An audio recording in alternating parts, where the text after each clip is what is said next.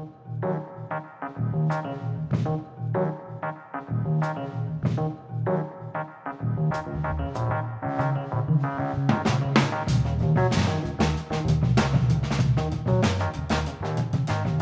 everyone, and welcome to Carpet City Cinema, a Gila Films podcast. I'm David Weaver.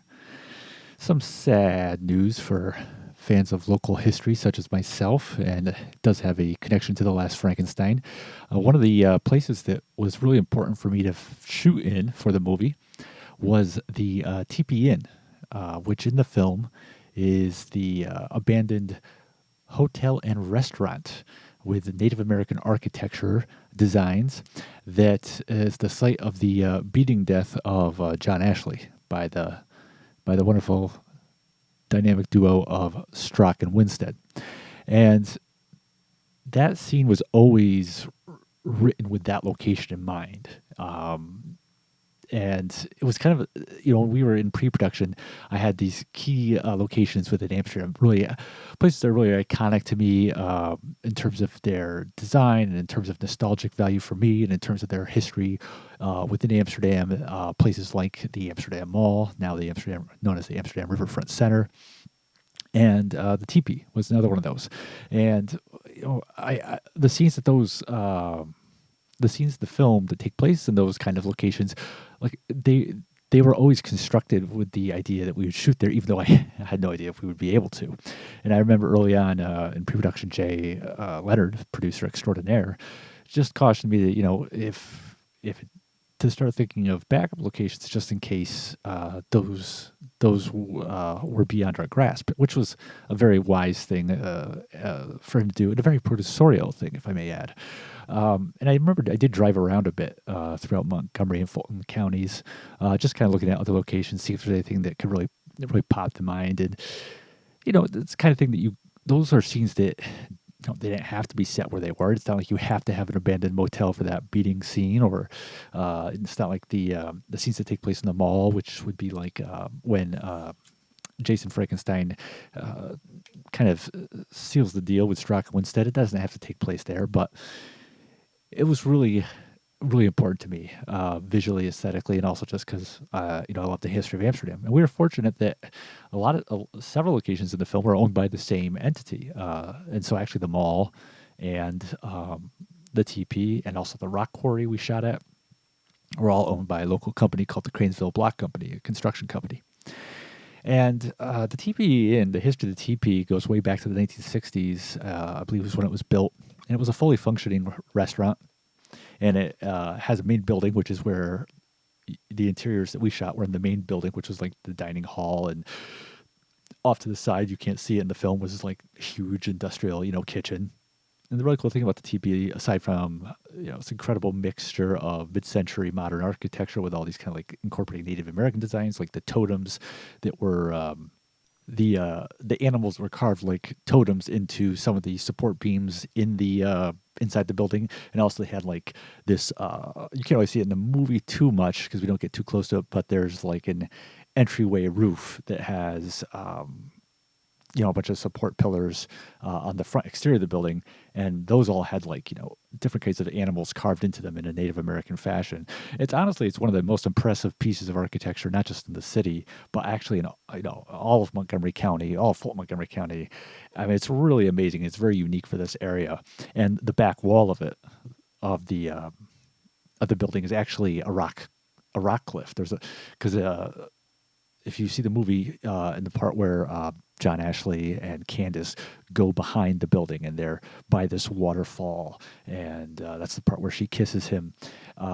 That rock cliff face there, that the waterfall's coming down, that extends around the back of the building and is actually the back wall of the building is the rock face, which is really wild that they incorporated that. And it was a popular place for a while, but by the like late 90s ish, I think, is about when it started to just like go downhill. I mean, it probably went downhill before that because Amsterdam as a whole suffered a population decline in like the 60s, 50s as, industrial jobs went out of the area. But, it was probably by like something around like 2000-ish, I think, when it closed up. I remember there was like a brief attempt to get it going again that didn't last very long. But basically like by like the early 2000s, I think it had its last gasp, and it's just been sitting abandoned for 25 years, pretty much. To the side of the banquet hall, there were two buildings full of rooms that you could, hotel rooms. And I went up there one time about probably about maybe within 10 years after it had totally shut down, and you could kind of sneak onto the property and just kind of scope it out, see what was there. And I was just curious because I had it was just to see what state it was in. And I mean, all the buildings were still standing there, but it was, as expected, a pretty trashed place. It's kind of on a interesting too where it's located within Amsterdam because it's on our east end, which is where a main highway comes into Amsterdam from larger cities east of us, like Schenectady. And so a lot of traffic actually drives by that hotel. But the thing is, the hotel is situated up and behind a bluff, behind a private drive. So you can't really see the hotel. A lot of traffic goes right by it and doesn't even know it's there, which also wasn't really ideal for its future. And in addition to that, the eastern end of Amsterdam has suffered really badly from urban blight. So a lot of things worked against its success. But yeah, I snuck up there and looked around before the cops came, of course. Fortunately, they were very understanding. I just thought, I was like, yeah, just, wanted to check out the place, see what was up. A lover of local history, not there to steal things, or to ransack, as most of the people who came there were there to do the use of Amsterdam. But by the time we filmed the movie, so you flash forward about 7-8 years, one of those buildings had been knocked down, had been demolished. So now there was just the main place that we filmed inside, and then there was one of the hotel buildings to the side of it, which actually the company that owned the property had hired someone to just basically be a live-in caretaker. He had renovated, or someone had renovated parts of that one hotel building into a really nice apartment, actually. And the guy who was there, his name was Brian. He's a really cool guy. He was always happy to be on set with us when we were filming. But yeah, that's kind of the state of it then. They just needed someone to kind of be on the property to make sure people weren't breaking in and stuff like that. Now, at the front of the property, though, there was a sign that said teepee. It was at the very front, past the parking lot, past the drive. It's really the only part of the complex that you could see from the road. And it was the words teepee, each spelled out individual letters, and the letters were constructed from railroad ties and stood about probably at least 6 feet tall. And it stood on this little rise above the roads, which over years had been, had trees overgrown it. So unless you really knew it was there, you probably wouldn't be aware of it. But me being a lover of this building, every time I drive in and out of Amsterdam, I'm always looking up there and be like, oh man, the TP. And in fact, let's see, I think it was Monday. Yeah, Monday I was talking to my girlfriend, and I was mentioning to her, it'd be cool to get that sign. And, before this place totally goes into decay, if there's one thing I could get from it, would be that sign in the front. And no less than 24 hours later, I was driving by again on my way back from the good old post office, and the sign was gone.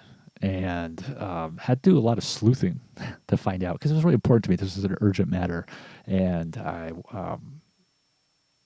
went over to the company that owned the property and found out that they actually had sold it several years ago to another organization in the city. And then with a little more digging, I found out that the sign, one of the letters to the sign had fallen over just because they were in such disrepair. And out of concern for safety that someone would get hurt, someone had basically dismantled the rest of the sign. And in dismantling it, basically just disintegrated for all intents and purposes. So the main building is still standing, still boarded up as it was in the film. The other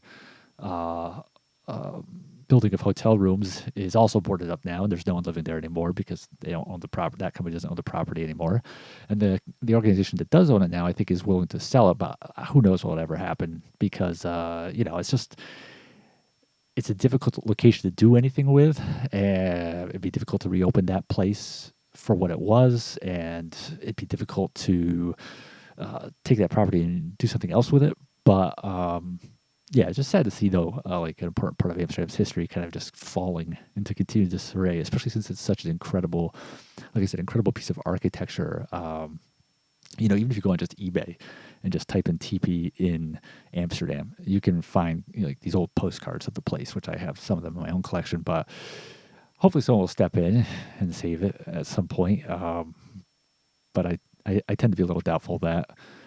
But just sad to see that happen. And glad that we at least got the building in our movie, which and coincidentally we got the mall in our movie, and that's also kind of coming on some hard times. The parking garage in the mall, which is where Strzok and Winstead and Jason, they finished their meet and greet and secured the deal to have people killed for drugs, and then Strzok and Winstead walk away in this parking garage.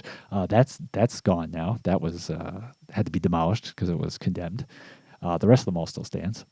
But yeah, so I guess at the very least, if you don't like horror movies, if you don't like my movie, it will stand as a testament to an Amsterdam that once was. But moving on to other news in film, there was a really interesting article that popped up the other day regarding Tyler Perry, who is not someone whose work I'm really, to be blunt, interested in, but I do have a lot of respect for Tyler Perry as a businessman / artist. I think that he kind of has the same model going as people like Roger Corman did, where basically he's created this own mini studio empire unto himself, because everyone knows him for the Medea films, and those just alone, there's just a ridiculous amount of those that he's directing, he's writing and starring in, but he also has all these different TV shows going, multiple TV shows. He has a deal with Netflix now. And we're talking like, his shows, hundreds and hundreds of episodes of these shows. And it's not, obviously you have someone like Dick Wolf, who also has, tons of hit series in production. Dick Wolf is the guy behind the Law and Order franchise, and now he has the Chicago franchise and the FBI franchise. But the thing about like Tyler Perry is that he's also like actively directing and writing a huge amount of this stuff. Like just the one show I was looking up on IMDb, and he had directed over 130 episodes. And he, on top of all his stuff that he's doing for his own production outfit, he'll also pop up here and there in movies like Gone Girl or Don't Look Up or what have you. So the fact that he's and he's built this studio space down in Atlanta, I believe it is. So yeah, I think that even though I'm not like into his particular brand of entertainment, I do have a lot of respect for the fact that he was able to rise up and build this huge like mini Hollywood. And the article was in Hollywood Reporter about how basically he's been planning for like 4 years to make a major expansion of his studio, $800 million investment in the Atlanta area. And he just pulled the plug on it, basically. And he did that because he was able to have a demonstration made of the OpenAI text to video model platform known as Sora, S-O-R-A. And as a pretty much self-explanatory, you basically can give this platform written text descriptions, commands, and it can create video, incredibly detailed video based off those written commands. So, for example, if you go over to the OpenAI website and you look at, they have not the same kind of models that Tyler Perry was able to see, but they do have some brief video snippets of what they're being able to do. There's footage, for example, of like a woman walking down a street at nighttime in a big city, which that was, it looked a little wonky, a little CGI-ish. But the one that really impressed is they have this footage of a California gold rush town. And so it's like an aerial shot, almost like it was shot by a drone. And it's flying over this like gold rush town, and there's all these people in the streets and wagons and horses and all kinds of stuff. And it looks pretty impressive. And there are some bugs with this program that they're working out, and like it has a very limited capacity right now in terms of like how much video it can generate, running time of video it can generate. And there's some other obstacles, but the fact that this wasn't even in existence that terribly long ago, I don't think it's gonna be too much further ahead before they figured out these bugs. And Perry's whole concern was, what's the future going to be? Are we really going to need to have actual laborers and craftsmen, build period sets, build fake towns.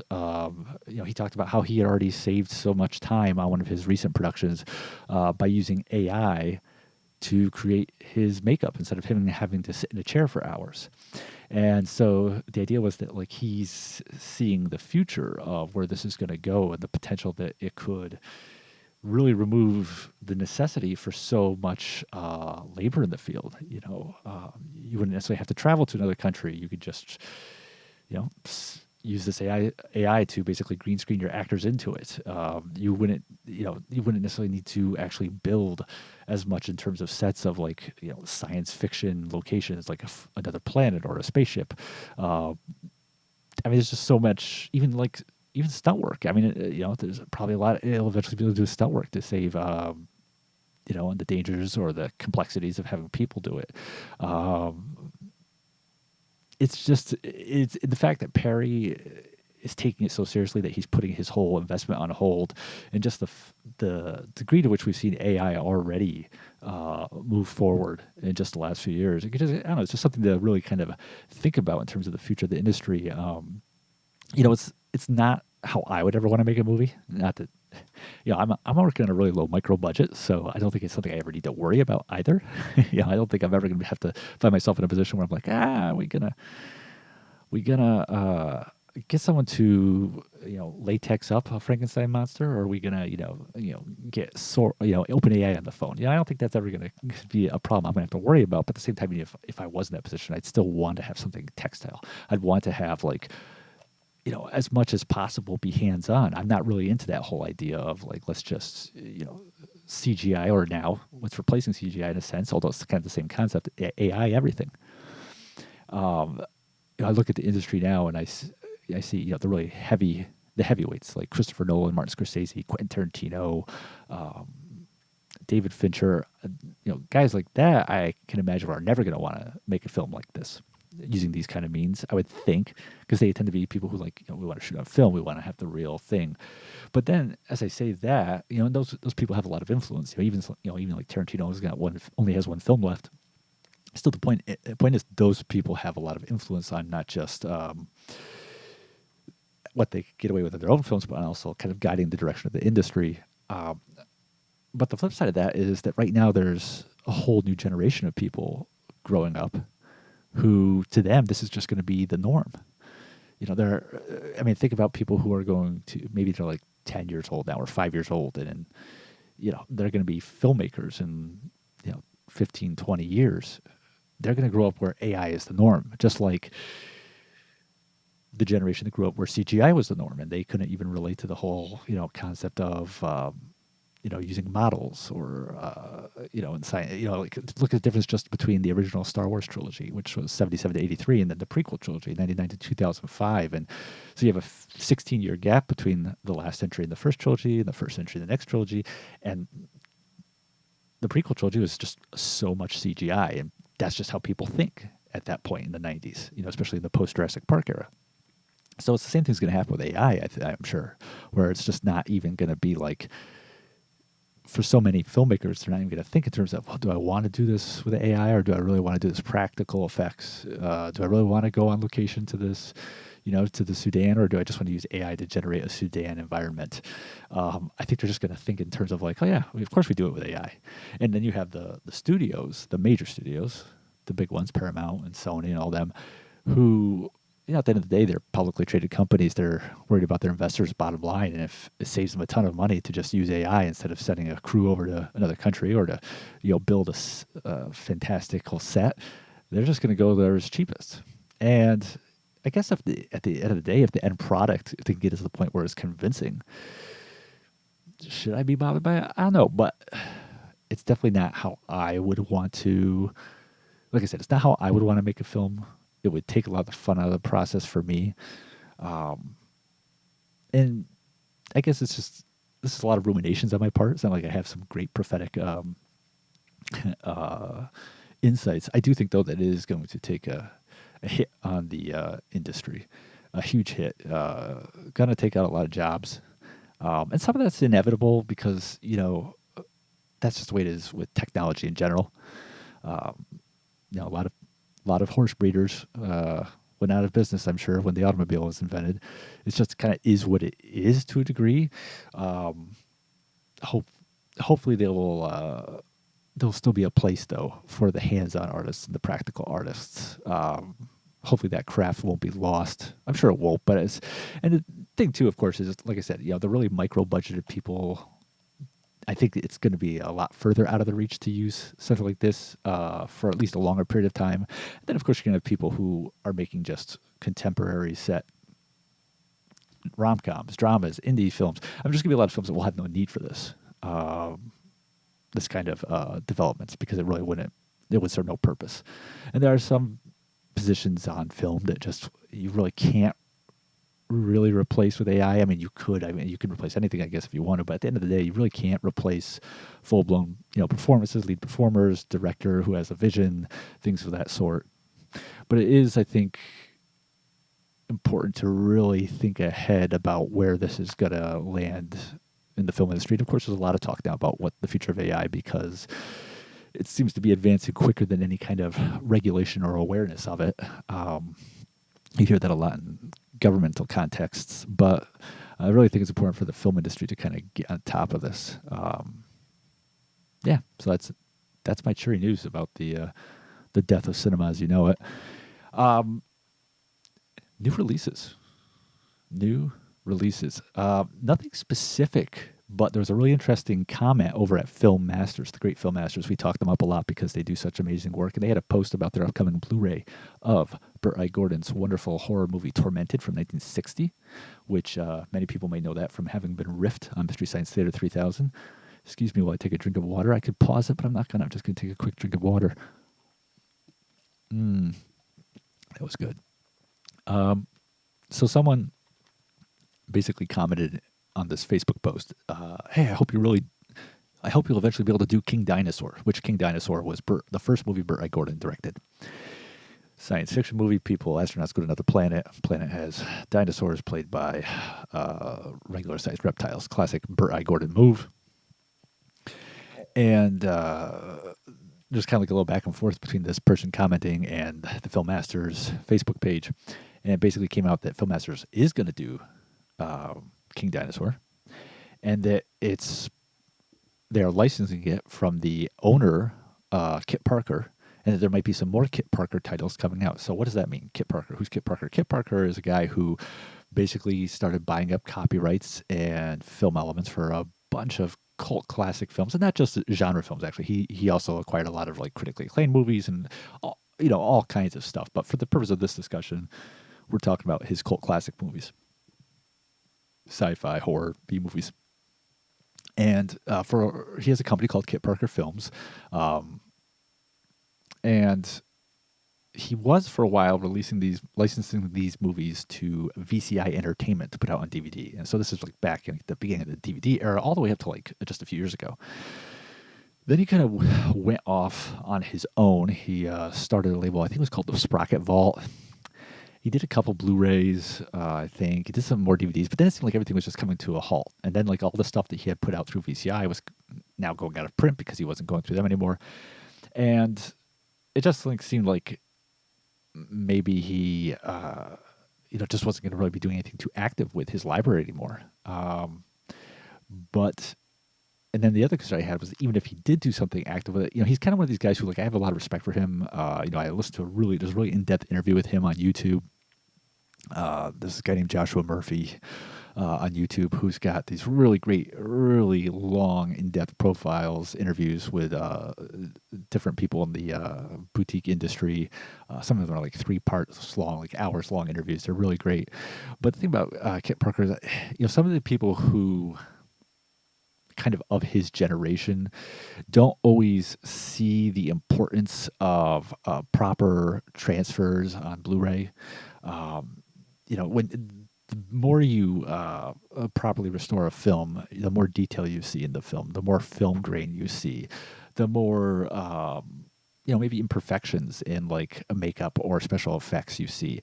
And what happens is you have some people who their mind, either because they haven't seen it in so long, or they haven't seen this movie since they were a kid in the theaters, or they last saw it on a 1980s CRT TV or on a VHS tape, they kind of had this idea that like, oh, it's worse to have these high def transfers. It's kind of worse to have the stuff look so good on Blu-ray because then you're seeing things that are you don't want to see, that they didn't want you to see. You're seeing imperfections and you're seeing film grain, and that looks distracting. And it's actually inaccurate because the reality is that, when you see a movie in a film theater, you're seeing a lot of detail, even back in the film projected days, and you're a lot of those imperfections. And those problems you're seeing now in high definition, they were there back then too. You just, it's just a different time. You were watching those movies through the lens of like the 1980s or 70s, where you weren't expecting as much from special effects, where the bar wasn't set as high, so you weren't paying attention to like the makeup, the parts of Dawn of the Dead where like the blue makeup might have cut off around the collar and you can see the flesh tones underneath the collar for a second of some of the zombies. But now obviously, we've advanced so much in terms of technology, and we have the ability to watch a movie in slow motion and then replay it on your screen in your living room. Those things kind of stand out more. And Kit Parker's kind of like, from his interviews, I got the impression he's always kind of part of that vibe, that group of people who, when things were put out on when high def transfers and restorations were done, they kind of seemed to like lament the fact that there was more detail, even though that is what you want. And the same thing with like the film grain looks. That's always been a problem too over at VCI, which is the company that he partnered with.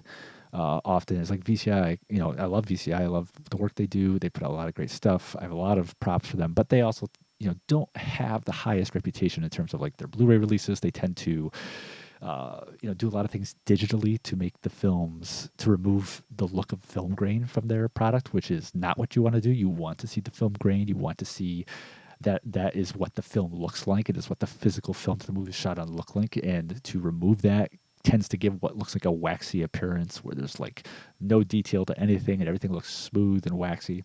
And Kit Parker was kind of seemed to be of that same mindset too. So I was always kind of concerned that if he did kind of start putting more stuff out on Blu-ray, that it would just kind of like not really be representative of the material.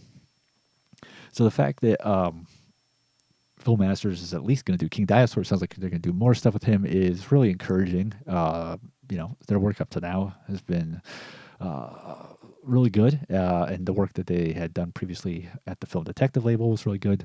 So fingers crossed that this just really bodes well for his titles, because he's got lots of good stuff. Jerry Warren is one of my favorite. I think I actually just mentioned this like last week. That Jerry Warren was a low budget filmmaker, science fiction, horror, cult movies in the 50s and 60s, and he's one of my favorites. He's kind of best known for basically taking foreign films and then cutting tons of footage out of them, shooting lots of new footage with different actors, and then creating this whole new entity out of it. Movies like Creature of the Walking Dead and Invasion of the Animal People. He also shot some original projects too, like his Yeti film Man Beast. And Kit Parker has most of his films. He owns most of Jerry Warren's movies. He also owns stuff like Monster from the Ocean Floor, which was the first movie Roger Corman really hands-on produced. I believe he owns The Slime People and The Crawling Hand. Crawling Hand is both of which were also riffed by Mystery Science Theater. So yeah, a lot of just a bunch of other stuff too. So just really hoping this all pans out really well. All right, we got to pay our respects to two people who passed away since last episode. First up is actor Charles Dierkop, age 87, who's very recognizable character actor. If you just Google his image, he's known for that memorable flat broken nose that he had. But his best known roles, he was one of the 4 stars of the hit 70s TV show Policewoman, where Angie Dickinson played the cop Pepper Anderson.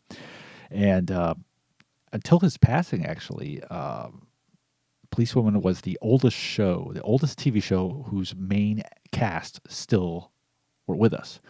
Angie Dickinson, Earl Holliman, and Ed Bernard, who played Styles in the show, and Charles Dierkop they were the 4 main people in that show, and all were still with us. But Dierkop did pass away. He's also known for his roles in the Paul Newman, Robert Redford films Butch Cassidy and the Sundance Kid and The Sting. In The Sting, he's like Robert Shaw's right-hand man bodyguard, and in Butch Cassidy, he's part of the Hole in the Wall gang. And of course, both those films were directed by George Roy Hill. Horror fans know him though for Silent Night, Deadly Night, the classic Killer Santa movie, where he plays the evil Santa at the beginning of the movie, who's going on a little bit of a crime spree, and that's what triggers all the events that lead to the rest of that horror franchise. And also as a Messiah of Evil, a beloved cult classic, which has gotten a lot more appreciation the last few years. It was a early effort from the husband and wife team of Willard Hike and Gloria Katz, who later went on would co-write American Graffiti with George Lucas, and they did a lot of uncredited writing on Star Wars. They wrote Indiana Jones and the Temple of Doom, but Dierkop has a really key part in that film as a gas station attendant who has an unfortunate demise. But yeah, showed up in a lot of other great stuff too. He was in The Pawnbroker. He was in Roger Corman's The St. Valentine's Day Massacre. He was in Robert Downey Sr.'s film Pound. So really great legacy he left behind, age 87. And then the other person who passed away was Jackie Loughery. She was 93 years old, the first Miss USA ever. And, like a lot of successful models and beauty contestants, was able to parlay that into a little bit of a career on film and television. She was had a small part in the science fiction classic Abbott and Costello Go to Mars. Can't go wrong with that. But no, she starred on the TV series Judge Roy Bean, which was a Western show in the mid-50s based on the famous historical character, and she played Judge Bean's niece on that show. She was the female lead in Partners, which is known has a historical footmark in cinema, footnote in cinema, as the last of the Martin and Lewis films, the Martin and Jerry Lewis films. And then in 1957, she starred in a film called The D.I., which was directed by and starred Jack Webb of Dragnet fame, who was on a roll with a bunch of feature films. And they actually ended up getting married in real life. Didn't stay married, but they were for a little while there. And she continued to act, appeared in some kind of lower budget films, movies like The Hot Angel and 18 and Anxious, showed up in a lot of TV work. And then eventually, 1969 was when she kind of left that all behind. But a tip of the hat to her, Jackie Loughery, first Miss USA ever. All right, on to the movie of the week. Really no big surprise here. 1981, The Final Conflict, a.k.a. The Omen 3, The Final Conflict, which is what the marketing eventually retitled it, even though the title of the movie stayed the same. So I really, we talked about the last two Omen movies. 2 weeks ago I did The Omen, and my takeaway on that was, really good horror film. Loved the way it was, Gregory Peck brought such a grounding to the story, which had this great buildup of, really nihilistic despair and mystery interwoven with each other and with horror built into it. Second film, Damien Omen 2, again, really enjoyed it. Maybe just a notch below the first one, but again, top tier cast: William Holden, Lee Grant, Sylvia Sidney, Lance Henriksen, Robert Foxworth, and embraced its kind of like horror punches a little bit more maybe than The Omen did, even though The Omen has, of course, the famous decapitation, but really had a lot of knock it out of the park, go the distance horror scenes in it that were really effective. And so that brought us to the third film, 1981, Final Conflict. And just, right off the top, it's a pretty lackluster finish to the trilogy. Well, it's not really a trilogy since they kept making more movies, but it is the theatrical original trilogy. It's quite a come down from the previous entries. But the idea of it is that now it's like 20 years, set like 20 years after the last movie. So now Damien Thorn, Antichrist in waiting, has been running Thorn Industries, the family's huge conglomerate, multi-million, if not billion-dollar industrial enterprise. He's been running it for some time now with great success. But, of course, unbeknownst to people, he's really just, waiting to come into power as the Antichrist. And moving up the ladder of power, early in the film, he gets assigned to become the ambassador to Great Britain, which is the same position that Gregory Peck had in the first film that his father had. But as he's kind of ascending to the throne of evil, he has to contend with two problems. First off, is there's a group of priests, monks, what have you, led by Rossano Brazzi, the man of South Pacific. Yes, Rossano Brazzi, who have found the daggers of Megiddo, the the set of 7 daggers, which can be used to kill Damien with, which can be used to destroy the Antichrist. And they have found these daggers after their unfortunate fate at the end of the last film, and are now, like the Magnificent Seven, the Ministerial Seven, perhaps, are setting out to kill Damien, to prevent his ascension to evil domination. And the other problem that Damien Thorn has to contend with is the second coming of Christ. Now, here's the thing about like Protestant religious theology, which I grew up in that environment, so I know about it. Like the idea of the end times is that like there's someone is going to basically unite the world under one rule. That's the Antichrist, and that eventually the Antichrist will be, destroyed by the real Christ during his second coming, where he comes back and he basically leads an army and destroys him in the Battle of Armageddon, which some believe will take place in some place called Megiddo. This film kind of takes a different stance than that. That's kind of like the traditional Protestant religious Christian interpretation of the book of Revelation, the last book of the Bible, which is where all this stuff comes from. That kind of like the source. It's the source book for the OMEN films. But the interesting thing about this film is that its idea of Christ coming back is that he's actually going to come back, be reborn into the world as an infant, and then mature into an adult. Basically, a replay of what happened 2,000 years ago during the Nativity story. And so, to foretell this event, there will be a repeat, a matinee performance of the Star of Bethlehem, just as it appeared over to guide the 3 wise men at the birth of Christ in the original Christmas story. Now this same event is happening again. And so there's these astronomers. The film kind of keeps checking in on this observatory where these astronomers are noting the second 2.0 Star of Bethlehem and are in communication with this group of Rossano Brazzi monks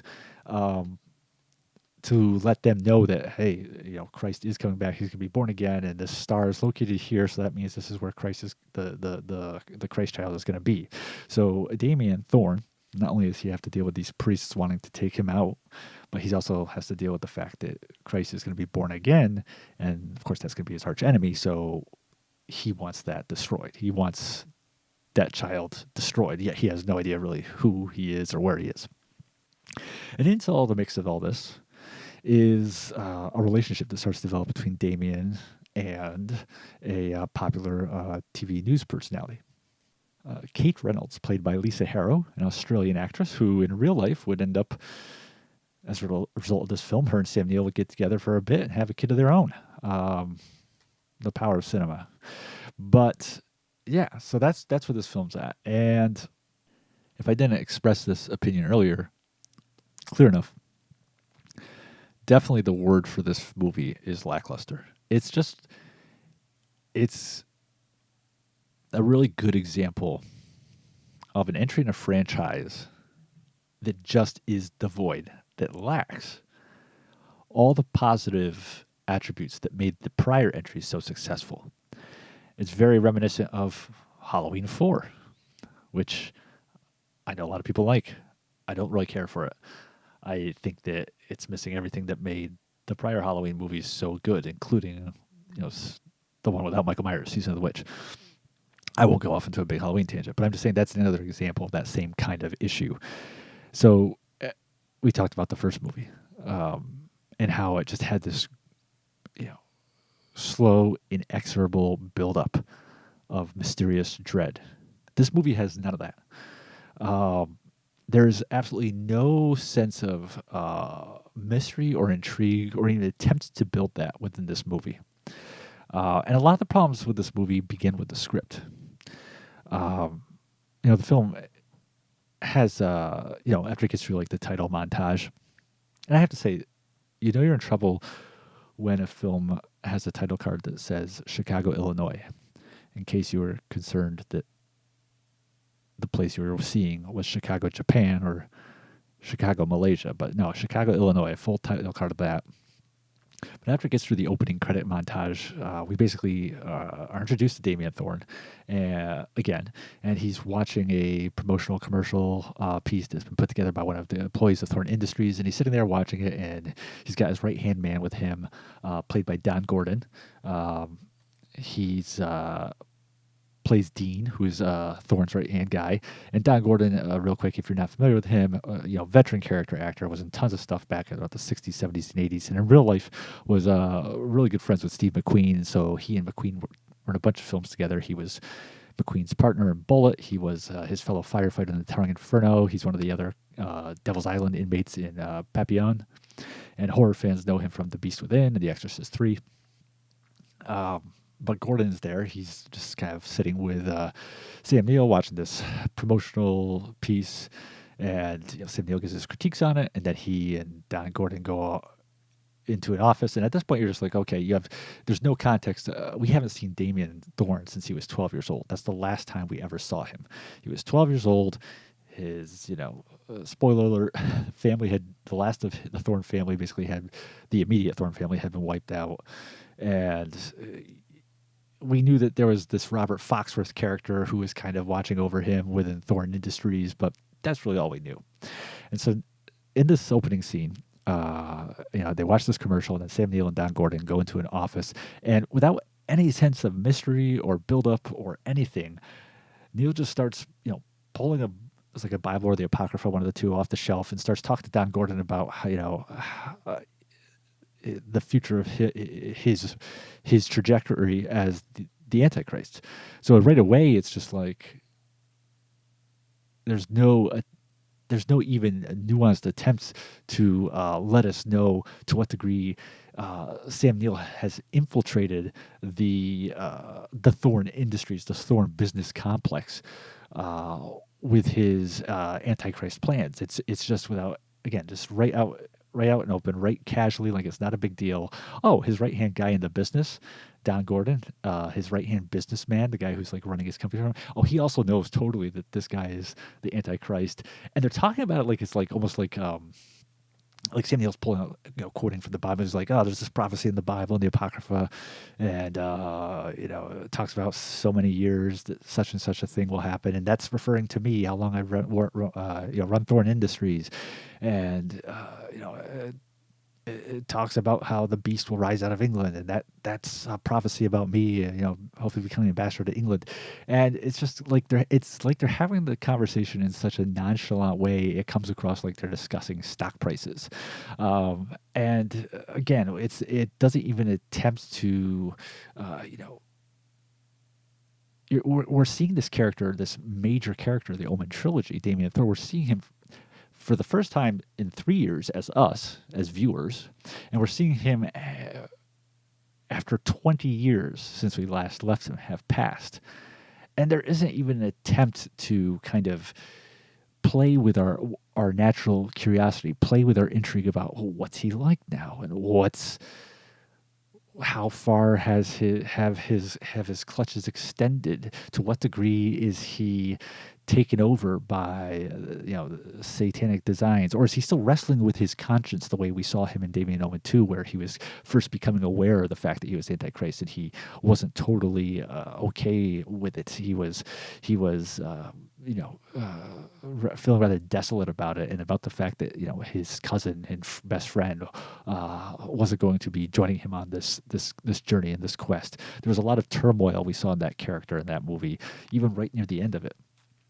And so there's all these kind of questions we have about what's happened to Damien, what's he like, and what are Thorn industries like now. And there isn't even, like I said, there's any attempts to have a little foreplay, to play with us, to tease us, to kind of slowly bring us into what's happened in the last 20 years. It's like literally we have a scene of Damien watching a commercial at Thorn Industries to remind us that that's his company, and then he walks into an office and just starts having a casual, these are the Antichrist plans for the next week with his VP. And it's just completely trashes any of the narrative aesthetic that was so great about the first film, any of that kind of air of mystery or curiosity that it had. And that's not the only time this film does it. It constantly does this throughout the whole movie. And the other thing too, kind of like building on that is, kind of going back to what I was saying about how, it's been 20 years since we've seen Damien. Uh, you know, when we last saw him in Omen 2, like I said, he was someone who was kind of going through a real inner conflict. He was like 12 years old and just becoming aware of the fact that he had this evil destiny. And one of the good things about Damien in Omen 2 was that it didn't treat him as like the character Damien as like a two-dimensional villain. It wasn't like in the first film he was so young, 5 years old, that you really didn't have to have him do anything, right? He's just an innocent-looking cherubic kid, and he's really kind of almost like the focal point around which action happens and around which the plot develops, without him really doing much other than acting up in the one scene when they drive to the church, or of course the whole part where he bumps his mom off the balcony, but that was really the nurse who was behind that. In the second film, as we get to know his character better, like one of the things I said in last week's episode, it would have been really easy for them to kind of just have him be like some kind of cartoonish, two-dimensional bad kid, evil kid, just stereotypically portrayed and stereotypically brought to life by whoever was casting his part. Instead, they showed him as a teenager kind of coming into puberty and coming into this awareness of, through the interventions of other people, other acolytes of the devil, that he had this dark destiny ahead of him, and it showed him wrestling with that, and the actor did a really good job bringing that to life. And we kind of leave him in that spot, even though he's kind of somewhat accepted his future at the end of the movie. It's not like he's totally transformed either. It's not like we're seeing Anakin Skywalker go 0 to 60 to Darth Vader. It's still the slow process going. So now that we're jumping ahead another 20 years, first off, I think that jumping ahead 20 years is probably a bit too much. I think that we saw Damien as a child, as an infant. We saw him in his teen years, and probably the next film should ideally be in like his early 20s or something like that, because the kind of, to really make his character more well-rounded and more interesting and more dynamic, you really need to see the process of him molding into whatever the filmmaker's interpretation of the Antichrist is. And to jump ahead 20 years, it's kind of like so much has happened that we're just skipping over, that it becomes problematic in terms of acclimating us to whoever he has become. So we see Sam Neill, and he's like fully invested in the role of the Antichrist in this film as Damien Thorn. Like he's like, has a secret prayer room in his house where a statue of Christ crucified backwards, and he's, praying to Satan, all these flowery prayers that are really poorly written, no offense to the screenwriter. It's very much the kind of dialogue that is written with acting in mind instead of the needs of the script. It's kind of written very flowery in a way that no one, not even this character, would talk. But that kind of it's kind of like written with the idea in mind that, oh, this would be a great monologue, a great piece for an actor to have, to chew on and to bite into. But it's just very unnatural. But yeah, Sam Neill's like totally going full blown into this and praying to Satan and going on about how horribly boring the reign of Christ has been, and he's also like totally invested in avenging his father, the devil, for being cast out of heaven. It's like he's totally committed to being the Antichrist. That it's like he's at the total far end of the spectrum from where we last left him in the last movie. And if you're going to take the character to that place where he is like 200% Antichrist, extra strength Antichrist, you can't start the film off with him already there. I mean, I guess you can if you want to, but it's just such a jump from where we last left him that it basically kind of like puts up a wall between us and the character. It makes him unrelatable. I mean, that was one of the things about Damien in the second film that, again, so interesting, is that character was a relatable person. Like, he was kind of presented as a teenager going through teen angst, brought up in a family by, an uncle and an aunt, but they're not his real parents, and there's some resentment towards him from other members of the family. And he has kind of like this bond with his cousin because they're like similar ages. He's just kind of going through a lot of teen stuff, and it was a relatable character. And now we've gone so far ahead in time with Damien, where he's so entrenched in this mission of the Antichrist that it's like a totally different character. It never ever seems in the final conflict like we're seeing the same character that we saw in the previous two films, or at least the previous film. And like I said, the first film was kind of a pass for the character of Damien because he's just a child, so it's neither here nor there. It's nothing really doesn't really need to have any continuity from there to the second film, but definitely from the second film to the third film, it just doesn't even seem like the same character.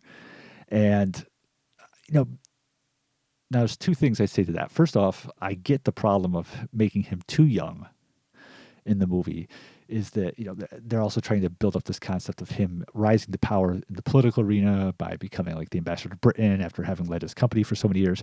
And if the film starts out with him in his early 20s, it would be improbable for him to have already achieved that. They already make comments in the film as it is of him being like 32. I think that's the age he's supposed to be, 32, and already getting the ambassadorship to England and how he's really young. So I get that.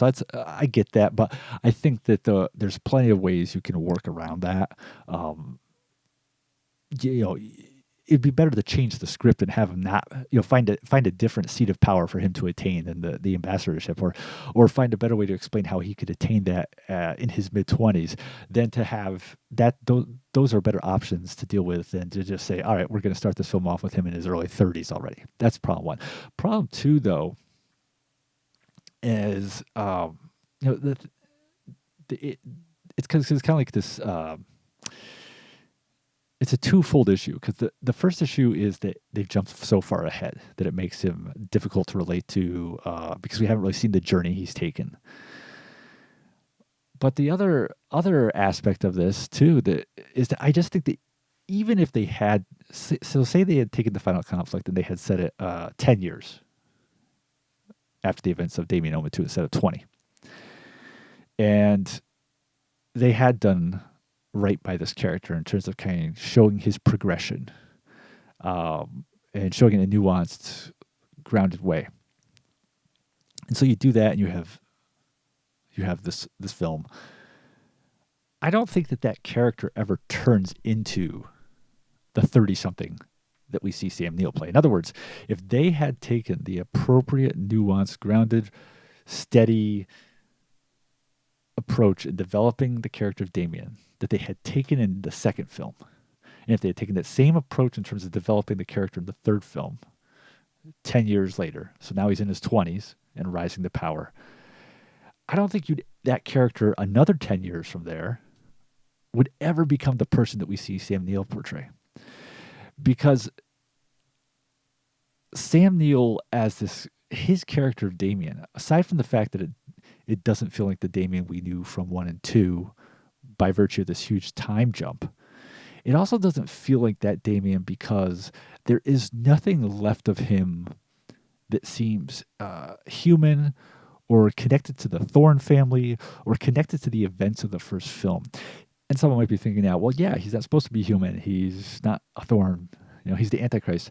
But the thing about Damien is that he was always meant to have this human side to him and this human component, and that he was basically, in much the way that Jesus is portrayed as God taking on human form, that Damien was presented as basically like this human vessel, this human person with his own identity and personality that the devil would work through.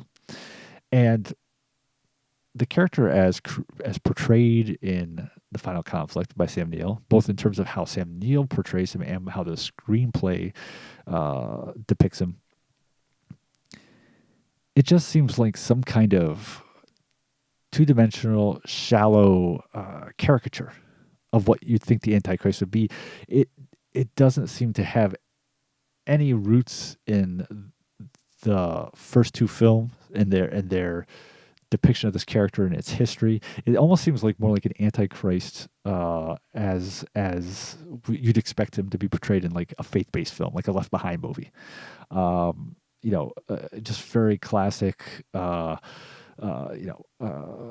industrial multi-billionaire who has lots of evil smirks and smiles and glints of his eyes, and has these, pretentiously flowery prayers to the devil, and, snaps his finger and has evil committed, babies murdered, animals attacking people. It it seems like the most, again, I want to say judgmental, but it sounds like the most lazy portrayal of the Antichrist ever. I mean, I want to see the Antichrist. I want to see in this film. I want to see him as an extension of what I saw in Damien Thorn 2. I want to see what that same degree of reality brought into the psychology of the character. Where what happens to a character like we saw at the end of the second film, where he's began to accept the idea that he is created by the devil, and that he has this destiny ahead of him where he's going to rise to power and basically lead the return of Satan.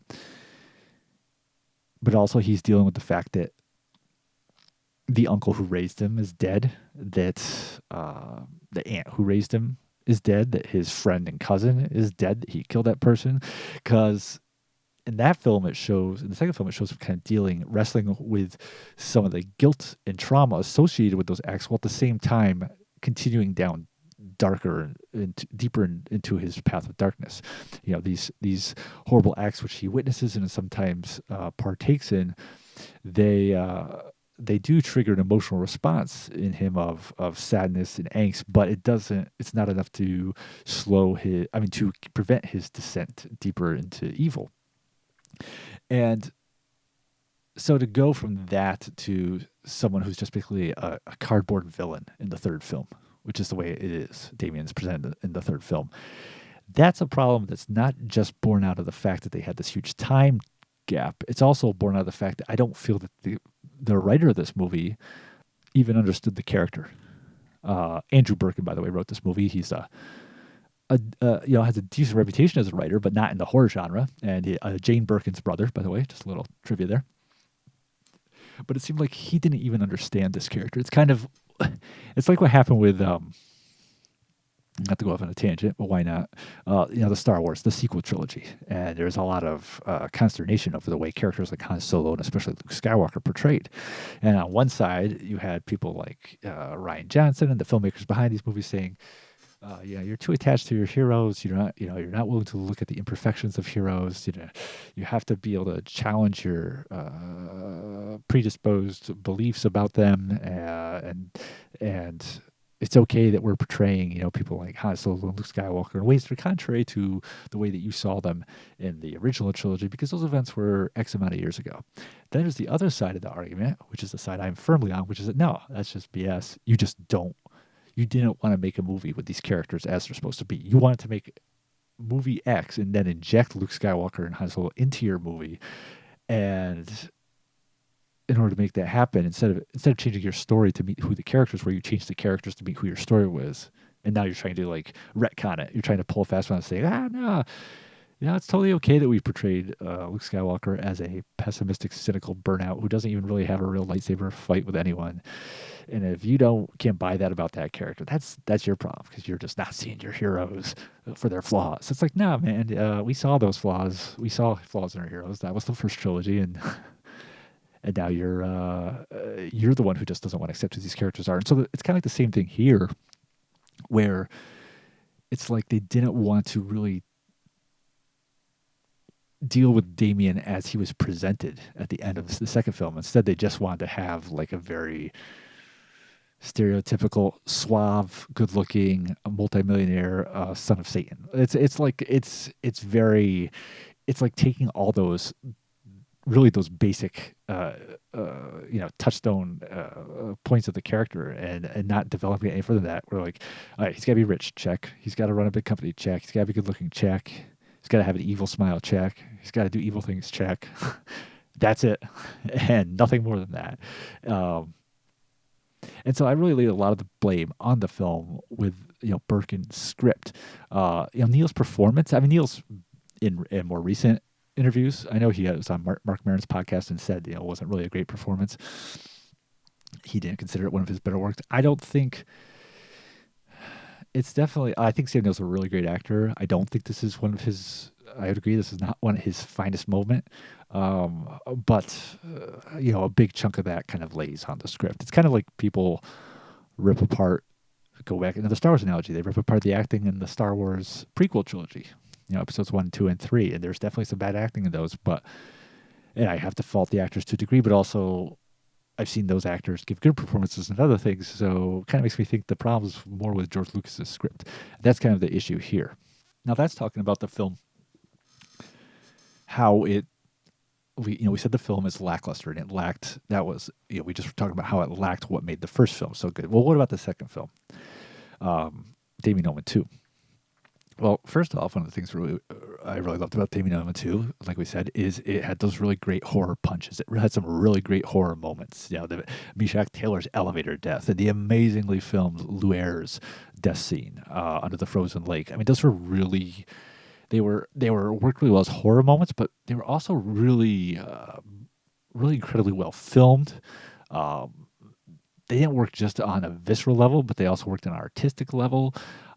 Really good work all around on those. And at the end of the day, the Omen movies are horror movies.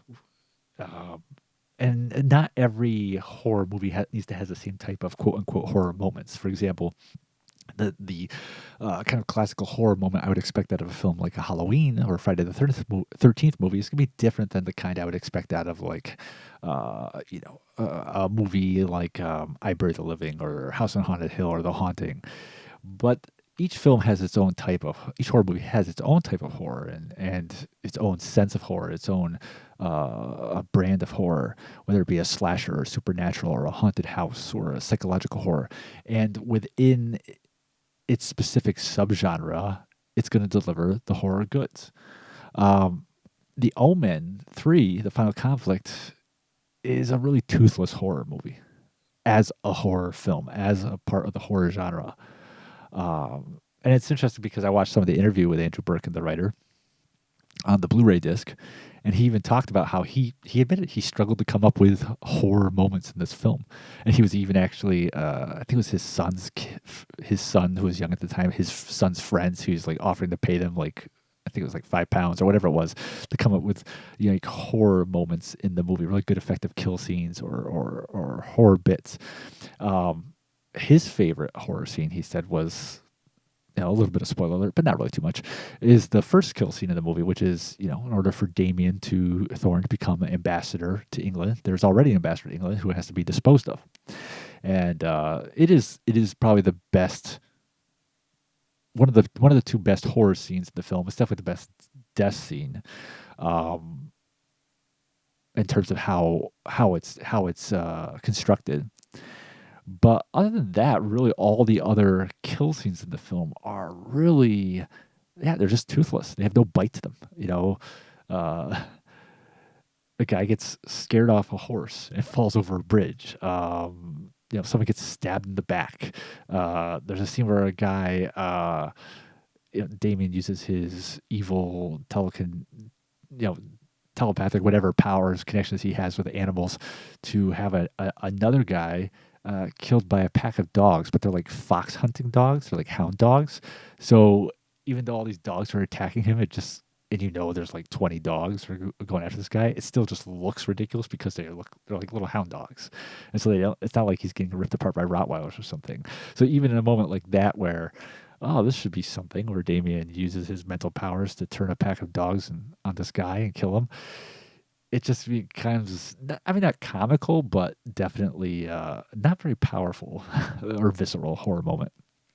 And there's, it's not just the creativity of the horror scenes in terms of their content. It's also, the direction. So one of the most complicated death scenes to film in this movie is a scene where, again, a little bit of spoilers here, but it's kind of hard to avoid when you're talking about the movie. So you have all these, this group of magnificent seven monks going after Damien, and one of them and each of them have a different one of the seven daggers to try to kill him with, which is kind of ignoring the mythology of the first film where Gregory Peck was told you have to stab, in order to kill Damien, you have to kill him with all 7 daggers and they have to be like stabbed in a certain pattern. But whatever, hey, who cares? That's least of this film's problems. Chicago, Illinois. But no, so this priest, monk, whatever, goes to this television station where Damien is being interviewed, and he's up on this walkway up above with his dagger at hand, ready to attack at some moment. I don't know. I don't know why what he's gonna do, because he's like 30 feet up in the air, unless he like throws it at him, knife thrower style. But anyways, he ends up falling, getting caught up in like some cables on this gangway, falling over the edge.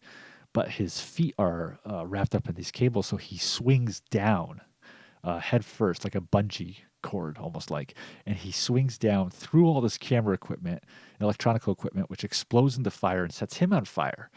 So now he's swinging back and forth, tied at the ankles, upside down to this by these cables, which are attached to a gangway up in the air, and he's on fire, burning.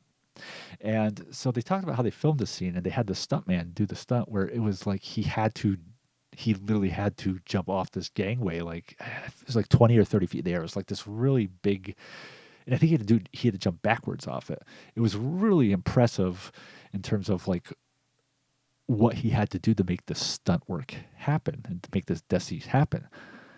And so if you're telling me like, all right, we're going to have the stuntman jump off backwards from this huge distance way up in the air, we got a stuntman ready to do this. This is one of the film's key death scenes.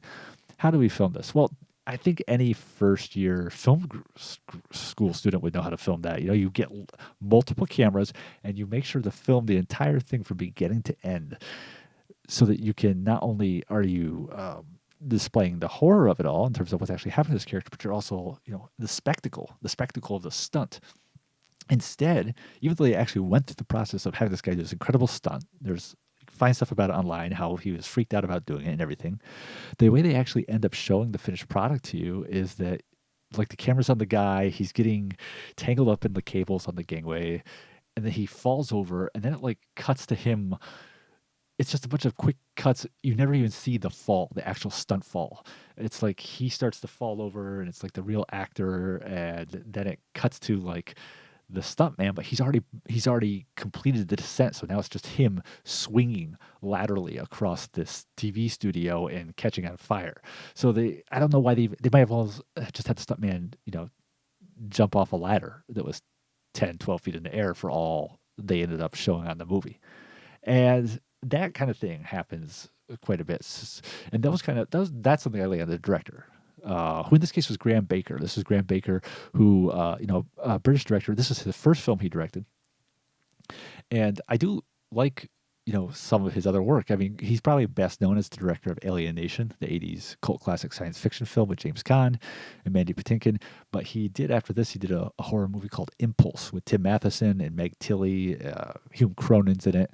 And that one it's a really good underappreciated horror film, which I definitely recommend people checking out. Keen Lord on Blu-ray, and that was the film that I had seen of his prior to this. So it was like I was kind of going into this film like, well, he did this right after. He did Impulse right after this, and he really delivered some good moments in that film. So maybe he was just still kind of working out the rust, the kinks of the horror genre on this one. But it was just really surprising how he directed the scene in the exact opposite way that you should direct it. Like, this is exactly not how you direct a big stunt piece / horror moment, is to just have a couple close-up insert shots that, mean nothing. Again, it's not just me pointing out in one scene. This happens in other parts of the film too. In fact, I think it's really strange that the film starts out the way it does. Like, it has the title sequence, the montage, which is basically showing the daggers of Megiddo being found after the events of the end of the second film, and them coming into the possession of Rossano Brazzi and his band of brothers. And then it cuts to the scenes that I talked to you about before, where Sam Neill's watching this Thorn Industries commercial, and he's having this whole discussion with his right-hand businessman / Antichrist man about how he's going to rise to power as the ambassador of England and all this stuff. And it's not like a terminally long scene, but it is a decent bit of dialogue. And again, there's nothing special about it. There's nothing, like I mentioned, the film does nothing to really play up to the intrigue and curiosity we'd have about seeing Damien Thorn 20 years later. It's just all done very, very matter of factly, very blandly.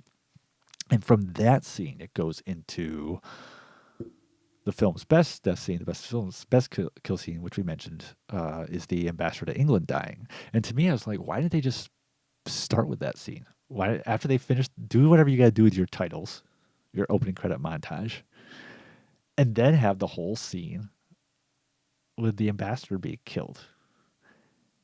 And that's the first scene we see in the movie. We haven't even seen Damien yet, and we're seeing this guy die under really strange, violent, gruesome circumstances. And then from there, then we have the scene where we meet Damien and see what he's been up to. It would do so much more to get the film off to a jump. It would do so much more to generate goodwill from your audience by starting off with this great horror bite, this great horror moment. Really fast use to your seats, and it would also serve as kind of like a proper introduction to Damien. It would serve kind of as like a shorthand for explaining what Damien is like 20 years later. Well, he's still obviously someone who's very enmeshed in this world of gruesome, violent deaths and ascension to power. So I mean, even something like that, just something as basic as your narrative structure, how to organize your film, and I'm sure that was in the script that way, and that's how Birkin wrote it. But still, that's on the director to kind of see that and be like, all right, we got to change this. We got to start off with the horror moment. There's a reason Jaws starts off with the girl on the beach being eaten by the shark, and then goes to the Roy Scheider scene the next morning, right? It doesn't start off with introducing us to Roy Scheider and his hanging out with his family, and then go to a nighttime scene with the girl on the beach. It's a horror film, and it doesn't just have to be the horror genre that does that. Mystery genres, or just really storytelling in general. What is this film? What is the essence of this film? It's supposed to be about it's a horror film that's supposed to be about the rise to power of the Antichrist. Well, then start out with like some guy meeting a horrible, gruesome death that allows, that paves the way for our antagonist to continue to rise to power, and it tells a lot about his character and what he's willing to do, instead of starting off with what's essentially an office scene. But I guess that's actually kind of telling about the movie, is because that it does tell us about what the movie is going to be. The fact that they did start off with the screening room / office room scene where Sam Neill's just talking about his future plans, because that's really is indicative of the rest of the film. That it is very low wattage. It's very low energy. And another problems with the film too, like visually, it's not really aesthetically pleasing. It's not like it doesn't. Again, that just speaks to the first two films, how incredibly well shot they were. Gilbert Taylor shot the first one, and Bill Butler shot the second one. I think especially this, you think about the first one, that great scene at the cemetery where they Gregory Peck and David Warner and cover the tombstones, how mysteriously and spookily that's shot. And then you think about the second film, that incredible rich Bill Butler cinematography, and this film it's very blasé. The music of this film, Jerry Goldsmith comes back yet again, and I already talked about how I wasn't a huge fan of Goldsmith's movie in the first one, but I liked it better his music in the second film, because it was kind of playing up more to what I feel are his strengths, to bring in unusual musical aspects. And again, this film is kind of like back to the first one, where it's not a bad musical score, and it does have a couple nice themes, but it's really underwhelming. It doesn't really ever stand out. And then just kind of going in. The whole idea of Damien, having kind of like a love interest, which is where this, this character played by Lisa Harrow, this television reporter, kind of comes in. It's just completely unnecessary, and it feels very, again, it just kind of goes back to like very cliched writing, like, he's older now. He's 30 something. So we got to have a love interest. We got to have some kind of romantic sexual dynamic going on here. And I just feel like, we don't really need that. I don't think, it's kind of, I'm a big fan of the Bob Newhart Show, the classic 70s comedy. And one of the things about that show that Newhart insisted on when he made that show, it's a hilarious comedy, great film, great series, one of my favorite comedies ever, great, just incredible humor and wonderful aesthetic too. But one of the things Newhart said about that show is, I don't want to have a kid at the show. I don't want my character to have a kid. Because it's just a dynamic he wasn't looking for in that. And he's right. If they had, if he had introduced a kid into that show, then you suddenly have to have all these. You have to deal with the existence of this child. You can't just. It limits your writing potential for the characters of the adults, because now everything they do, the existence of a kid has to be taken into account. If they travel to some place, you have to account for who's going to watch the kid, or if they are going to go out on a night in town, what's going to happen to the kid. And you can't totally ignore the kid and never have stories about them, because then it's like, why'd you even bother having the kid in the show? And that's how I feel about a love interest in a Omen film for Damien. I'm like, we don't need this, because now it just opens up this whole new set of things about, like, why is he pursuing a relationship with her? Is he hoping that she'll be his, the queen to his Antichrist king? Is he hoping that she'll share power with him? Is it just like a fling? What does an Antichrist feel in terms of, the son of Satan feel in terms of love? What kind of, what does he feel in terms of those kind of emotions? It just opens up all these questions that I just don't care to have answered, that aren't important. They just distract away from the main thrust of the film, which in the closing of a trilogy should be, ideally, whatever plot line this film is going to deal with should be taking him Damien from wherever he is in adulthood to the culmination of, his becoming the Antichrist, with whatever that entails, whether he's actually facing off against Jesus on the desert, or this film trying to track down a baby Jesus, or whatever it is. It's the end of his story. That's what it should really entail. And I don't need it to go off into a diversion about the home life of the Antichrist and the domestic relations of the Antichrist, because it's just distracting. It's taking away time. And one of the things I thought this film was lacking, that they could have had, that would have made it, given it a stronger connective tissue to the previous two films, and also solved the whole problem of the love interest, is what the problem of this movie is there's no real link to the Thorn family. So in the first movie, Damien is raised by Gregory Peck as his son, who is, Robert Thorn. And that's his son. And he knows the child isn't biologically his, but the mother thinks it is. And even so, Gregory Peck feels, he looks at it as his son. In the second film, was one of the things, again, a great thing I liked about it is now he's being raised by his uncle and aunt. So there's like, who believe that Gregory Peck's actions at the end of the first film, where he tries to kill his child, were the result of mental illness. So even though we know that Damien isn't a Thorn by blood, we know that he's the son of the devil, he still has this relationship with the Thorn family. He has a relationship from his perspective, where he looks at them as his father and aunt and uncle and all these things, because he doesn't know any better. But he also has this relationship with them because he was raised by them. He was raised by his father till he was 5, and then by his uncle till he was 12. And so there's this deep link to the family of Thorn that this character has, because he is basically a Thorn. And also, the really interesting things they bring into it in the second film, like, all right, if a man dies trying to kill his child, and now you're raising that child, and even if your brother was going through some kind of mental health crisis, the existence of this child is still the cause of his death, right? If you're William Holden in the second movie, you're Damien's uncle. You're raising your nephew, knowing that your brother died trying to kill this kid. So even if your brother had some mental breakdown, it's still the existence of this kid that led to him trying to kill the baby, and then led to him being killed by the cops. I mean, there's just so many layers of love/hate there that could happen. Like you love this boy because he's your nephew, you love him because he's a child, but also you could have resentment towards him for what happened to your brother. Now, Wade Bolden's character doesn't have that in that movie. He does love Damien and raises him as son, but you see that dynamic with other characters, like, for example, the Sylvia Sidney character in the second movie, the great aunt, who senses a lot of darkness about Damien and doesn't want him to be involved with the family. And I would have really loved to see in the third movie them continue that. Even if it was just, I don't need him to go in some ridiculous fashion with it, where, Damien ends up having a half brother from a Lee Remick's prior marriage, or another cousin. It doesn't need to be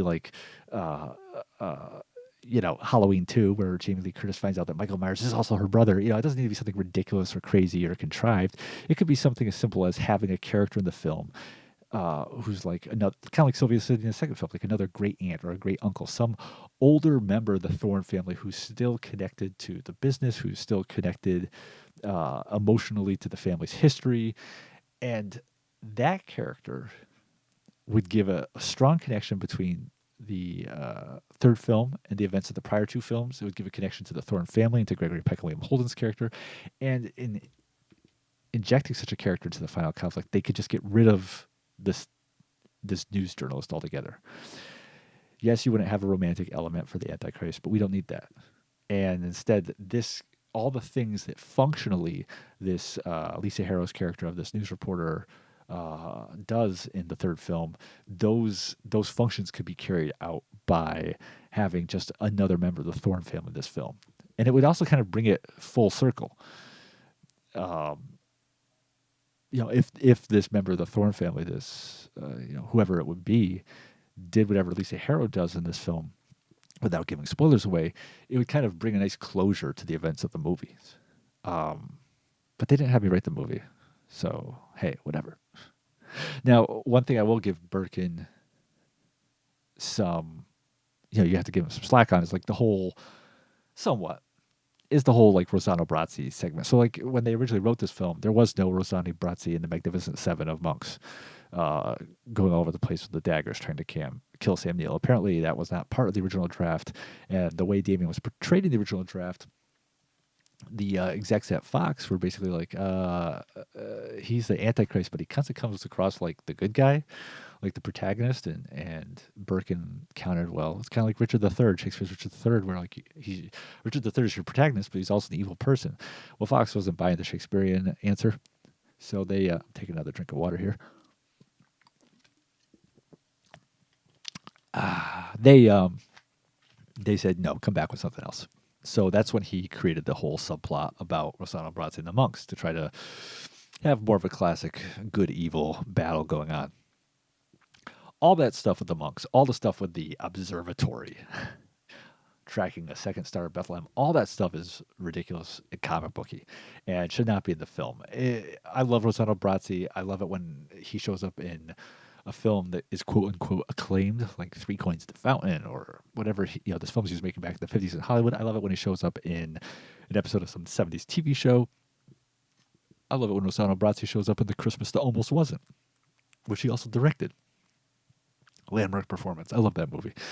I love Rossano Brazzi, and so him being in this film is a treat, but it's just stupid. It's just like it just doesn't even belong in this movie. The whole idea of like, again, the first two OMEN movies were grounded in the real world. You knew as an audience member that Damien was the Antichrist, but the events were portrayed in such a realistic and grounded fashion that it could be believable that other people would not see him as the Antichrist, that they would see all the evil things and violent things happening around them in the first two films as coincidence or as explainable. And that the paranoia of people like Gregory Peck in the first film and William Holden in the second film or other characters was unfounded. The third film, though, I mean, it just seems like the closest thing I think of is a comic book. It just seems like something out of a comic book where you have 7 monks, each with a different dagger, going after Damien to kill him, and they're in league with an observatory that's tracking a new star. I mean, it just doesn't. It's like, what is this? It's again, Star Wars analogy. It's like when in the Star Wars prequels they were like decided to explain away the Force as being the result of some microscopic organism that lives inside you. It's like we don't need that. The thing we loved about the original Star Wars trilogy is the purity of its mythology. It described the Force as an essence that coexisted with us, and that we can tap into. And it had kind of a hippy dippy aspect to it, sure, if you want to look at it that way. But it made perfect sense. It made perfect sense on a very instinctive level. And then when George Lucas comes along 20 years later, I was like, nah, it's actually like this alien life form that's living inside you is like this microscopic level. It has a name. There's a way you can count how much of it is in you. And if there's, it's like we don't need to all explain it. We get it. We knew what it was in the first movie without you having to, uh, do a Venn diagram of it. Less is more. And so that's the same thing with the third movie in the Omen, where they're like, we're gonna we're gonna have Christ come back. It's the third Omen movie. We know how this ends. The whole story of the Antichrist is supposed to end with him having a conflict with Christ. So let's have Christ come back as a baby, and then we'll inject all this stuff into it, like science fiction stuff, like where there's another star of Bethlehem, which of course it's modern day. So now astronomers can track the star and they can pinpoint its coordinates. So we'll have all these exciting scenes in the observatory, and then we'll have them in touch at the observatory with a league of priests. And you're just like watching, like, wait, what film am I watching again? Because this doesn't like any. This is like something out of like a Challenge of the Super Friends.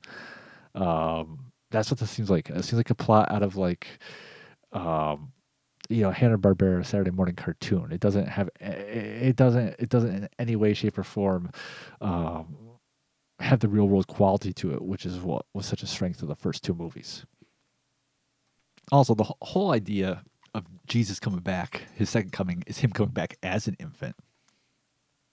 I think I mean, it's an interesting idea.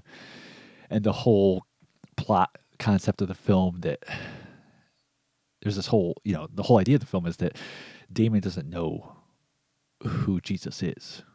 He doesn't know which child is Jesus, but he has an idea of when he would have been born. So he basically is trying to get all his followers to kill any child born between such and such a time and such a place, which is a callback to the original nativity story. When Jesus was born in the story of his in the Bible, the Gospels. Herod, the king of Israel, likewise did not know who he was, but he had an idea of when and where he was born. So he had instructed his soldiers to kill all the infants from that time period. The problem is that if we're wrapping up this story of the Omen, we're doing him, we have the Antichrist as a baby, the Antichrist coming into adolescence, and the Antichrist as an adult. And this is the final film. And so we know there's got to be some kind of climactic showdown between good and evil at the end. And we know good is the Antichrist, evil is the Antichrist, and good is Jesus coming back. Then why would you have him come back as a baby? It's not like he's going to pull some 2001 Space Odyssey and go against like a giant star baby at the end. And so then what's your other option? You're going to wait, we have to wait this 30 more years for this child to grow up into an adult so we can then take on a 60-year-old Damien. Why would you have him come back, basically? Why would you write a script in which the long-awaited savior, pun intended, the long-awaited protagonist, the long-awaited hero of the story, Jesus, why would you write a story in which that the expectation is that he's going to come back to face off against the Antichrist? Why would you develop your story in such a way that he comes back as an infant, so he can't possibly be the one to face off against Damien? It's just setting your story up for failure. It's just ridiculous. It's like, why would you do that? Yeah, it's an interesting idea. Jesus' second coming is as a baby again. Yeah, it's interesting. You paralleling the nativity story and playing off that. Those are interesting ideas. I don't deny that. But you can't do it for this film, the Omen film. If you were going to do that, you would have had to lay the groundwork for that in the second movie, so that Jesus is show that they're the same age. Basically, they come of age at the same. They're both 30 something. I don't necessarily have an answer, because I know everyone was wondering what my solution to the Omen film trilogy was. I don't have an answer to how you would end an Omen trilogy, because, like I said, the first two, part of the reason the first two films work so much is the degree to which they're grounded in reality. The closest we get to supernatural in the first two films is kind of like, an evil look from the Rottweiler to the Danny before she kills herself in the first movie, or Damien, causing a cerebral aneurysm in his cousin. But if we're going to actually go into full-blown Armageddon territory, where we're going to, if we're going to basically close off this cinematic trilogy by closing it off with the expected events of Damien facing off against Jesus at the Battle of Armageddon, it would be really tough to do that and still maintain any sense of reality or grounding. I'm not saying it's impossible, but it's definitely a task that was beyond these people who made the final conflict. And off the top of my head, I just don't know how you do that. I mean, the last 20 minutes of the final conflict, they definitely weren't up to. They weren't up to the job requirements of bringing this trilogy to an end. Even if they had gotten everything else right in the film, those last 20 minutes. I mean, it's also, again, I don't want to get into spoiler territory, but I'll just say, like, the climax of this film, where everything comes to a conclusion for this, what is it now, 5 years of Omen films spanning like a 30-some year period. It is so low. It is the Matrix Revolutions of the Omen trilogy. Like, I'm not a huge Matrix fan, but I respect the importance of the first Matrix film and the part it played in cinema history. I don't think it's a bad film by any chance, just not necessarily my thing. I think the second Matrix film is like, yeah, it's fine. It's more of what it is. But the third film, even as someone who isn't a Matrix fan, like, it is the biggest pile of crap ever. And the biggest, one of the biggest letdowns for culminating a trilogy. And the final conflict, especially in the way it brings about the wrapping up events at the end, it is just so pedestrian and disappointing. I wouldn't say disappointing because by that time you've sat through like 80 minutes of the film, so you weren't really expecting much. I mean, it has a little bit of like craziness, to the ending of the film. Like, wow, this is kind of whacked out, but that sense of wackiness is overcome by like just the sheer um, again, I just low wattage nature of it, the lacklusterness of it. I'm going back to that word because my mind is not a thesaurus. Yeah, it's, again, I don't know how you would wrap up the story of Damien. I don't have the answer to that. How you'd wrap up the story of him finally squaring off against the powers of good, and do it in a way that retains that realistic sense that was so well built up in the first two movies. And perhaps the best answer to that is you just don't do it. You just say, all right, Damien Owen 2, we're good. The end. We don't make a third one. I think there has to be a way to do it, but again, these guys, they just didn't do it. And what's weird too is, like, they definitely spent money on this film. This is not like, it's weird. It comes across like a film where they would have just like, all right, we're doing the third one. We just gotta, we got like some contractual obligation that we have to make this movie before this date, and we're just gonna spend a little money on it. That's the way this film comes across. It comes across like one of those films, like one of the Hellraiser sequels. We're like, we're gonna lose the rights if we don't just make a Hellraiser movie. Clive Barker's on the phone. No, they definitely spent money on this movie, and they had Jerry Goldsmith scoring it. Richard Donner came back as a producer. I don't know how hands-on he was. It's just an executive producer credit. I heard rumors that he may have been considered to direct it. I don't know how true that is.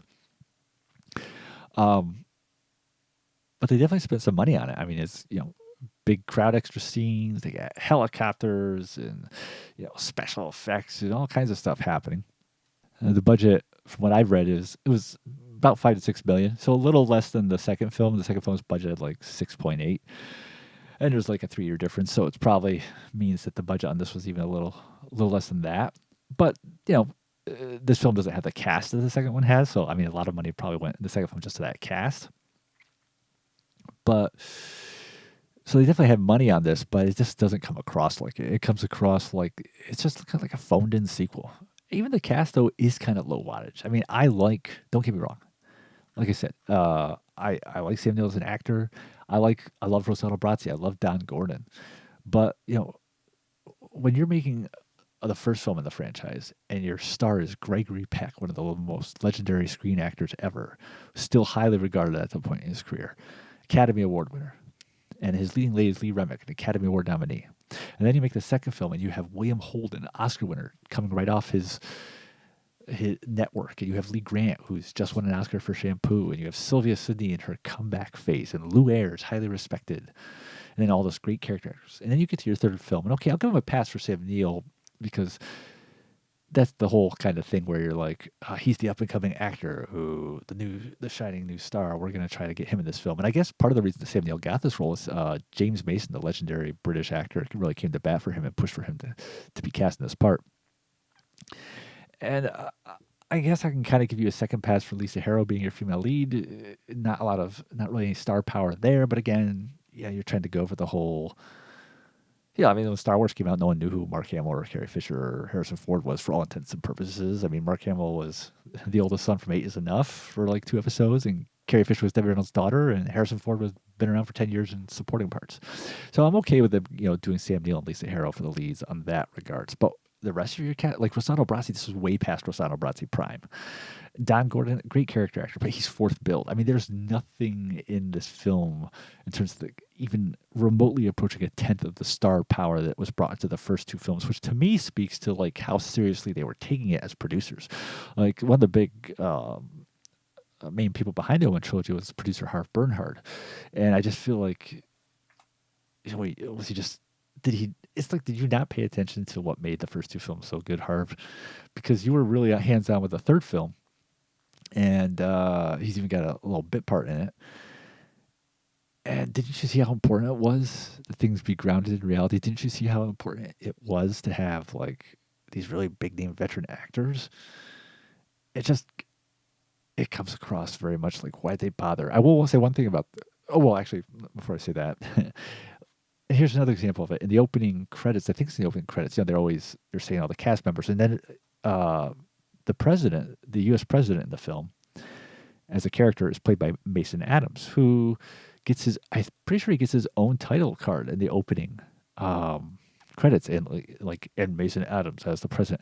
So Mason Adams was an actor. He was really known basically for Lou Grant, the newsroom drama spinoff of the Mary Tyler Moore Show. And I believe he had several Emmy nominations for that.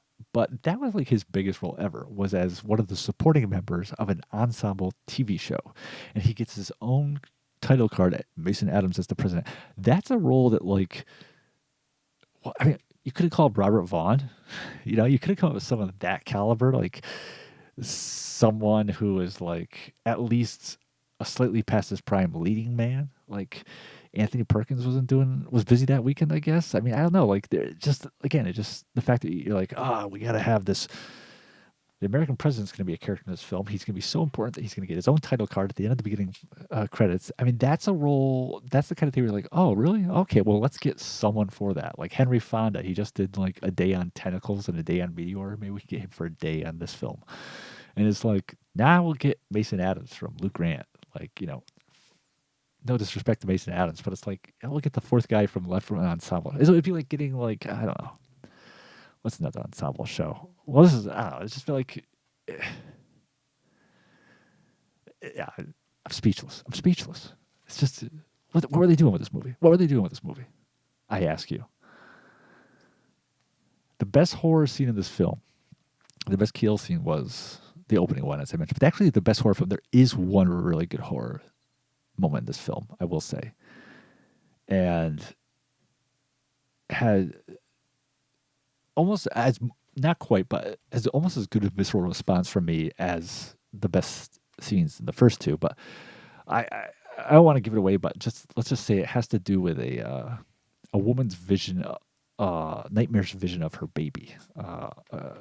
As the killing of babies is being carried out in this film by Damien and his acolytes, a woman has a vision of her baby as something other than what it is, and it came out of nowhere within the film. I wasn't expecting it, but it also worked because it made sense, and it was really effectively done. It was really brief, but that was like the best moment of the whole film. Is that? And last but not least, because I know I'm really bringing it down hard in this film. This is supposed to be the culmination of the OMEN trilogy. We all know that the culmination of, as we've talked about, of the story of Revelation, of the story of the Antichrist, of the story of the end times, is that the world has gone to crap. And out of the midst of this turmoil has risen the Antichrist, who has united the world under one rule. And how he is going to head on take on the powers of good as represented by the return of Jesus. That is the end time story in a nutshell. This film, it kind of like tries to telegraph to you at the beginning, like, oh, the world sucks. There's poor, hungry people out in the world. Like that's kind of like what it's trying to do in a way with the opening scene with Damien, where he's watching this newsreel, and it's basically promotional for the what all the great work that Thorn Industries does. And what's really happening is that Thorn Industries is actually basically kind of creating some geopolitical problems and then sending in their company to act as good Samaritans, so that they can kind of control the situation and look like saviors to everyone. Um, but that aspect of the plot, which should be important, right? It should be important to kind of set up a world in despair, because if this is the final chapter of the Omen story, we have to believe that, that the Antichrist has had has had the proper arena in which to come to power. The world is supposed to be in chaos when he rises to power. The world is supposed to be in turmoil, and he is supposed to basically, like, it's like Hitler in Germany, right? After World War One, Hitler came to power because Germany was devastated after World War One. Not only had they lost the war, they had all these rules and sanctions put upon them by the victorious countries that basically like humiliated them and broke them. And Hitler was able to step in and basically inspire everyone, unfortunately, um, through by giving the sense of national unity and pride, and rose them back to power. And that's kind of like what the Antichrist is supposed to be. He's supposed to be it's the way he's presented almost biblically, but it's also the kind of way he's been set up even within the mythology of the Omen films. But when we start out the final conflict, which it's a movie shot in 1981, although for some reason they're setting it in 1978. Whatever, same diff. The world looks pretty fine. It looks like pretty much business as usual. And this was something that someone pointed out too in one of the reviews I read. I can't remember who it was. I read through some reviews, but they also pointed out too that, like, for the end times, things don't look that horrible. For what's supposed to be like the pre-apocalypse, where mankind's falling apart and turning in on themselves, everything looks pretty low stakes. Everything looks pretty business as normal. And that was something that really did impress itself on me as I watched the film, because the film's constantly hammering on you how evil Damien is, and what could happen if he was to take over the world, and the high stakes he's faced with having to stop the second coming of Christ before it stops him, because it's going to halt his rise to power and halt his avenging of the devil and halt his plans for world domination. And the film puts a lot of energy into telling you this through the dialogue of Damien. But what you're seeing around Damien, going on in the world rules surrounding him throughout the film, is just like everyday life. Like, it doesn't look like the world's in that much of a turmoil that it would be turning to someone like Damien to be a savior. Like, they're having him go through the right motions to go on that path. He's head of a huge company which controls a lot of food industries, which is, doing a lot to cause problems in parts of the world that it can then solve. He's getting this important position in the government as ambassador to England, but it's still a far cry. He's still like leagues away from being in a position where he is the head of a one world government that he is the savior of a mankind, the Hitler of this piece.